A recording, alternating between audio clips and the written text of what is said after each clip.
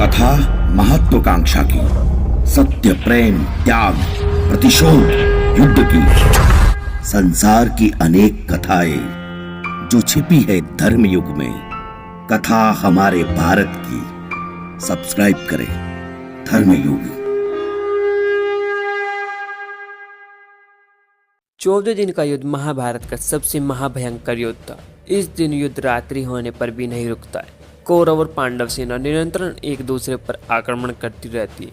प्रारंभ में पांडव सेना कौरव सेना पर हावी हो जाती है, परंतु फिर महारथी कर्ण और आचार्य द्रोण क्रोध में भरकर पांडव सेना पर टूट पड़ते हैं। वह दोनों वीर पुरुष पांडव सेना में इतना हाहाकार मचाते थे, अगर रात्रि में कोई ध्वनि सुनाई देती तो वे उसको कर्ण या द्रोणाचार्य जानकर भाग जाते थे। श्री कृष्ण, अर्जुन, युधिष्ठिर और भीम जैसे योद्धा के रोकने पर भी उनकी सेना नहीं रुक रही थी। तब युधिष्ठिर कर्ण से डरकर अर्जुन से बोलते हैं, हे अर्जुन, आज कर्ण हमारी संपूर्ण सेना का विनाश कर देगा, अतः अब तुम्हें उसका वध करने के लिए जो उचित लगे वह करो। युधिष्ठिर के ऐसे वचन सुनकर श्री कृष्ण जी से अर्जुन कहते हैं, हे माधव, मेरे रथ को आप कर्ण के रथ के सामने ले चलिए, या तो आज मैं उसका वध करूंगा या वह आज मेरा वध करेगा। चलिए केशव।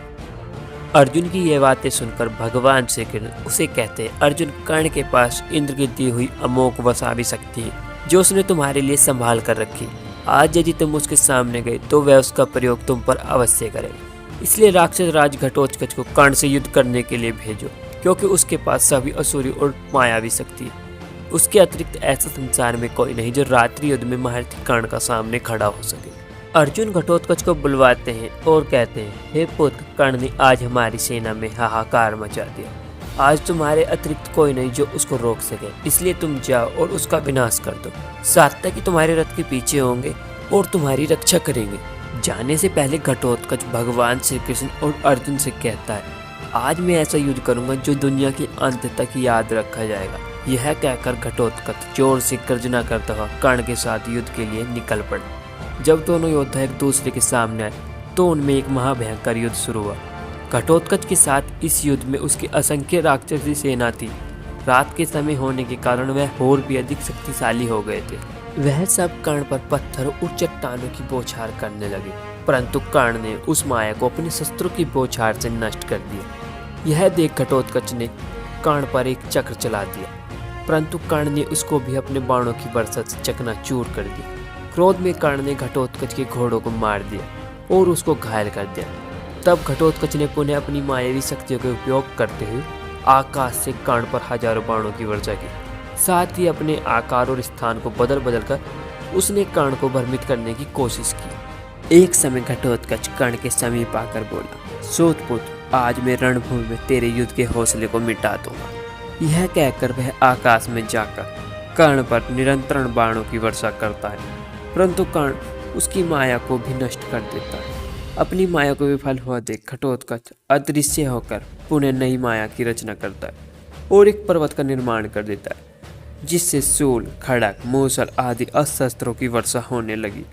तब कर्ण ने एक दिव्यास्त्र प्रकट कर उस पर्वत पर चला दिया। वह पर्वत क्षण भर में समाप्त हो गया। तब कर्ण ने बहुत से बाण चलाए, जिससे पीड़ित हो वह राक्षसों का समूह व्याकुल हो उठा और उन राक्षसों को कर्ण ने अपने बाणों द्वारा घोड़े, सारथी, हाथियों सहित जला डाला।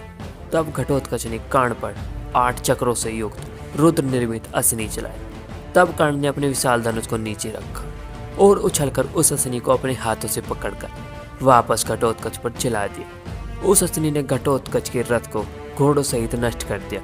उस समय घटोत्कच को अपने प्राण वहां से कूदकर बचाने पड़े। वहां पर सभी उपस्थित मनुष्य और देवताओं ने कर्ण की प्रशंसा की। इससे कुपित होकर घटोत्कच ने आकाश में एक भयंकर माया रची।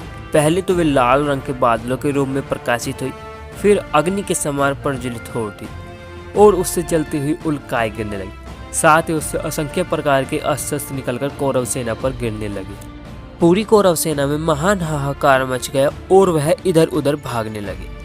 एकमात्र शस्त्रधारियों में श्रेष्ठ कर्ण ही वहां खड़ा रह सका। तब कर्ण ने अपने बाणों की वर्षा से चारों दिशाओं को भर दिया, साथ ही घटोत्कच को पीड़ित कर दिया। इसके पश्चात घटोत्कच ने कर्ण के चारों घोड़ों को मार दिया। फिर महारथी कर्ण अपने रथ से नीचे खड़े होकर घटोत्कच का वध करने का विचार करने लगे। तब पूरी कौरव सेना कर्ण से कहती है, हे कर्ण, आज तुम अपनी इंद्र की दी हुई शक्ति से इस राक्षस का नाश कर दो, अन्यथा यह राक्षस आज हमारा नाश कर देगा। हम जीवित बचेंगे तभी तो पांडवों से युद्ध करने के लिए जाएगा।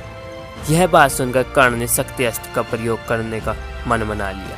फिर कर्ण उस दिव्य शक्ति अस्त्र को अपने हाथ में लेता है। अमोघवशावी शक्ति को कर्ण के हाथ में देख घटोत्कच भयभीत होकर रणभूमि से भागने लगता है। कर्ण उस शक्ति अस्त्र का प्रयोग घटोत्कच पर कर देता है। वह अस्त्र घटोत्कच की हड्डी को फाड़कर वापस इंद्र के पास चला जाता है। इस प्रकार महर्षि कर्ण घटोत्कच का वध कर देते। मित्रों, इस युद्ध में घटोत्कच के साथ भगवान श्री कृष्ण जी की माया थी, जिसकी वजह से कर्ण को घटोत्कच का वध करने के लिए किसी अन्य दिव्यास्त्र का स्मरण ही नहीं हो पाया। मित्रों, अगर आपको हमारी यह वीडियो अच्छी लगी तो हमारी इस वीडियो को लाइक कीजिए, कमेंट कीजिए, साथ ही हमारे यूट्यूब चैनल को सब्सक्राइब कीजिए ताकि आने वाली वीडियो का नोटिफिकेशन आप तक पहुंच सके।